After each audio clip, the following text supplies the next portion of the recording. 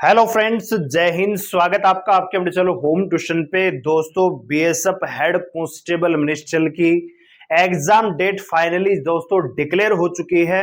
और जो exam date declare हुई है उसने आप लोगों को हैरान जरूर किया होगा और कहीं ना कहीं आप परेशान हो रहे होंगे कि अब बचे हुए 12-13 दिनों में क्या रणनीति अपनाई जाए कि एग्जाम में परफॉर्मेंस को थोड़ा सा ठीक ठाक किया जा सके। तो फाइनल दोस्तों आपकी एग्जाम डेट डिक्लेयर हो चुकी है। आपका जो एग्जाम है 1, 2 और 3 सितंबर को लिया जाएगा। मल्टीपल शिफ्ट में एग्जाम होगा और आज दोस्तों एग्जाम डेट डिक्लेयर हो चुकी है। आज आपकी 18 तारीख है और दोस्तों आपके पास आज 19 तारीख है। तो लगभग दोस्तों आपके पास मैं कह सकता हूं 12 दिन ही बचे हुए हैं। तो बचे हुए 12 दिन में आप घबरा कर सब कुछ पढ़ने का प्रयास करेंगे।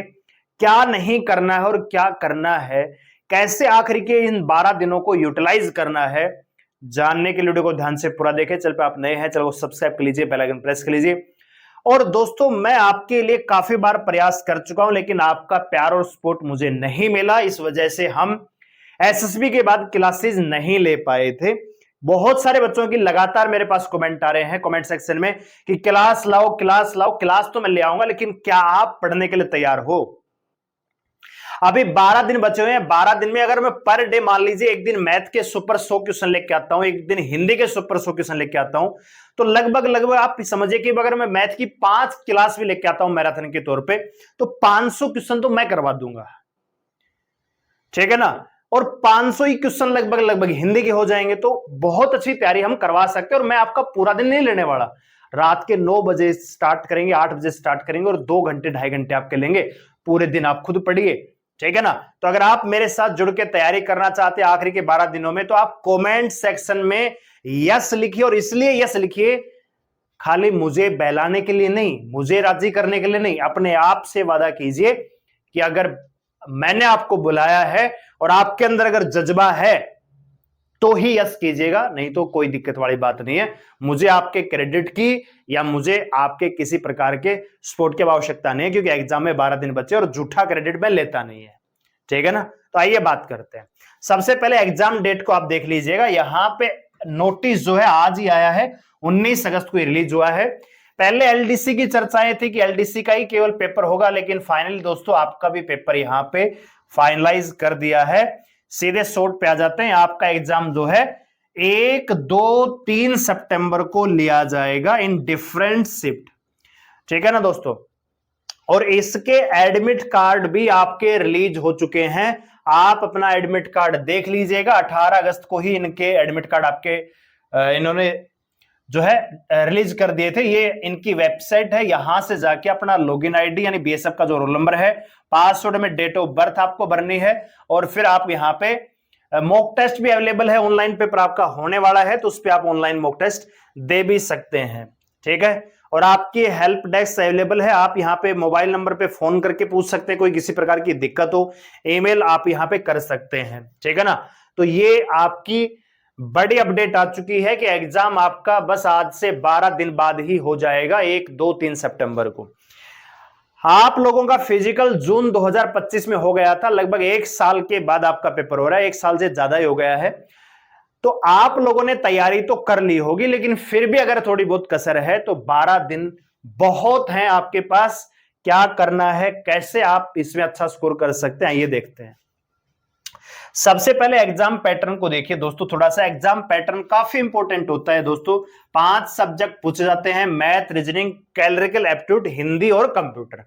सबसे पहले यहां पे मैं बताना चाहूंगा कि कोई नेगेटिव मार्किंग नहीं है, ठीक है, नो नेगेटिव। सबसे इंपॉर्टेंट यहां पे जो सब्जेक्ट रहने वाले हैं वो आपका एक तो कैलरिकल एप्टीट्यूड होने वाला है और एक आपका मैं कह सकता हूं कि मैथ होने वाला है। क्यों होने वाला है कैलरिकल एप्टीट्यूड? कैलरिकल एप्टीट्यूड जैसे पहले बीएसएफ एग्जाम करवाती थी, खुद रिक्रूटमेंट जब करवाती थी सिंगल, तो जब उसमें कैलरिकल एप्टीट्यूड ही पूछा जाता था, यानी आपको एक ऊपर एड्रेस दिया जाएगा, 4 ऑप्शन में मैच करना होता था सेम टू सेम। अब क्या है, पिछले साल 2024 में सीआरपीएफ ने भर्ती करवाई, उसमें भी कैलरिकल एप्टीट्यूड 25 नंबर का पूछा जाता है, उसमें जीके आई हुई थी, ठीक है, नेशनल जीके, थोड़ा बहुत कैलरिकल एप्टीट्यूड, ठीक है, थोड़ा सा उसमें रीजनिंग के क्वेश्चन ऐड कर दिए। तो अगर कलरिकल एप्टीट्यूड इस प्रकार का आता है कि इसमें जीके पूछ जाते तो फिर तो आपकी तैयारी मेरे ख्याल से आधे बच्चों की उतनी नहीं है जितनी होनी चाहिए थी। तो सबसे इंपॉर्टेंट सब्जेक्ट तो आपका कलरिकल एप्टीट्यूड होने वाला है। कंप्यूटर की बात करें, कंप्यूटर में जैसे 20 क्वेश्चन आने वाले हैं तो 20 में से आप मान के चलिए 10 से 12 क्वेश्चन तो फंडामेंटल कंप्यूटर के आने वाले हैं। भैया ईमेल किसने आविष्कार किया, माउस, आपका जो कंप्यूटर संबंधित फंडामेंटल चीजें हैं, कौन कौन सी पीडीएफ में क्या क्या चीजें नई आई हैं, इंटरनेट के बारे में पूछ लिया जाएगा, लैंग्वेज पूछ लिया जाएगा, इंटरनेट की जो एप्लीकेशंस है, कंप्यूटर की जो एप्लीकेशंस है उनके बारे में पूछ लिया जाएगा। 7-8 क्वेश्चन ऐसे हो सकते हैं जो एमएस वर्ड, एमएस एक्सेल से पूछ जाएंगे। कौन सी की है, जो 12 की होती है उनका क्या काम है, कौन सी की कब काम आती है, यानी फंडामेंटल ही क्वेश्चन आपसे पूछ जाएंगे 10 से 12। और हेड कांस्टेबल मिनिस्ट्रियल में टाइपिंग सबसे इंपॉर्टेंट होती है, कंप्यूटर भी इंपॉर्टेंट है, लेकिन हर बच्चा कंप्यूटर बैकग्राउंड से होगा ऐसी उम्मीद कम है। तो यहां कंपटीशन सबके लिए बराबर है, नेगेटिव मार्किंग इसमें है नहीं। तो मैं कह सकता हूं कि 20 में से लगभग बच्चा 7-8 तो कर ही आएगा। लेकिन क्या 7-8 बहुत है? नहीं दोस्तों, मैं कह रहा हूं कि 20 में से आपको जाना चाहिए लगभग 12 से 15 तक। अगर आप 12 से 15 स्कोर कर पा रहे हैं तो बहुत अच्छा स्कोर माना जाएगा कंप्यूटर में। अब मेन सब्जेक्ट आपके कौन से होते हैं दोस्तों? मेन सब्जेक्ट है मैथ, रीजनिंग, हिंदी, और मैं इंक्लूड करूंगा कलरिकल एप्टीट्यूड को। आप मैथ, रीजनिंग, हिंदी, ये जो 60 नंबर का सेक्शन है, मैथ, रीजनिंग, हिंदी, एमआरएच आप इसको बोल सकते हैं, ये जो 60 नंबर का सेक्शन है, इसमें कोशिश कीजिए दोस्तों कि रीजनिंग में सारे ही सही होने चाहिए, हिंदी में सारे ही सही होने चाहिए। जब मैं आपको ये बता रहा हूं कि मैथ, रीजनिंग, हिंदी 60 नंबर, तो आपके दिमाग में क्लिक करना चाहिए कि अगले 12 दिन आपको एक्स्ट्रा पढ़ने की कोशिश नहीं करनी है। 12 दिन में कंप्यूटर नहीं पढ़ सकते आप, 12 दिन में कलरिकल एप्टीट्यूड में नेशनल जीके नहीं कर पाओगे, 12 दिन में आप कुछ करंट अफेयर भी नहीं पढ़ पाओगे। 12 दिन में जो आपका सब्जेक्ट स्कोरिंग है, हिंदी में अगर प्राय बच्चे नहीं पढ़े हैं, विलोम से कुछ पढ़ना है तो हिंदी में पढ़िए। रीजनिंग स्कोरिंग सब्जेक्ट है, हल्के में मत लीजिएगा कि भैया मैं रीजनिंग को पढ़ना ही नहीं है, मैं तो मैथ पढ़ूंगा, कलरिकल एप्टीट्यूड पढ़ूंगा, मार खा जाओगे। अगर रीजनिंग में सवाल गलत हुए सिलेक्शन नहीं हो पाएगा, इसलिए ध्यान से देखिएगा जो मैं कह रहा हूं। आपके जो मैथ, रीजनिंग, हिंदी है, ये जो 60 नंबर का सेक्शन है, कोशिश कीजिए कि इसमें भैया आप लगभग 55 तक स्कोर कर पाए। 55 से कैसे दोस्तों? कि भैया हो सकता है कि 2-3 क्वेश्चन आपको मैथ के नहीं आते हो और 1-2 क्वेश्चन रीजनिंग, हिंदी में भी गलत होने की संभावना हो सकती है। तो 60 में से 55 नंबर आप यहां पे लीजिए। अब आते हैं कलरिकल एप्टीट्यूड। तो कलरिकल एप्टीट्यूड में दोस्तों हो सकता है कि जीके पूछ ले, थोड़ा सा रीजनिंग का पार्ट पूछ ले, थोड़ा सा कलरिकल एप्टीट्यूड पूछ ले, क्योंकि कंबाइन वैकेंसी तो एग्जाम पैटर्न देखिए, फिलहाल एलडीसी का पेपर हुआ था तो एलडीसी में कलरिकल एप्टीट्यूड में आपसे रीजनिंग ही पूछी गई थी, ठीक है ना, लगभग रीजनिंग ही होती है वो, है ना।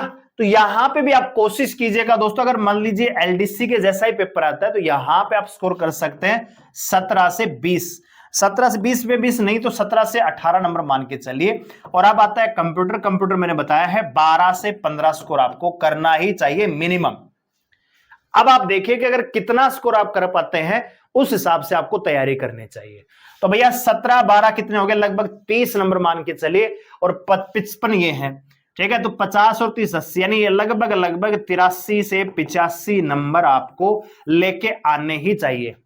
ये जो गलत होंगे दोस्तों 17 से लगभग 15 क्वेश्चन कौन से गलत होंगे? इनमें से कुछ गलत होंगे मैथ में, कुछ गलत होंगे आपके कंप्यूटर के, कुछ गलत हो जाएंगे 1-2 कलरिकल एप्टीट्यूड के। तो मेरा कहने का मतलब यह है कि अगले 12 दिन आपको जो मुख्य स्कोरिंग सब्जेक्ट उस पर ध्यान देना चाहिए।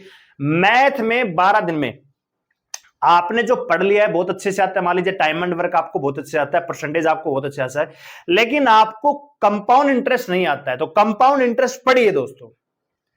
लेकिन अगर 12 दिन में आप ये कहेंगे कि मैं हिस्ट्री, पॉलिटी, ज्योग्राफी तीनों ही डिटेल से पढ़ लूंगा, कहीं से भी क्वेश्चन बन जाएगा, आपके समझ में नहीं आएगा, और फिर आप हो जाएंगे हतोत्साहित, यार मैं जीके पढ़ूं कि मैथ पढ़ूं कि कलरिकल एप्टीट्यूड पढ़ूं कि हिंदी पढ़ूं कि कंप्यूटर पढ़ूं। इसलिए स्मार्ट स्टडी कीजिए, जो आपके स्तंभ मजबूत हैं उनको और मजबूत कीजिए, और जो थोड़े से वीक हैं उनको मजबूत करने का प्रयास कीजिए।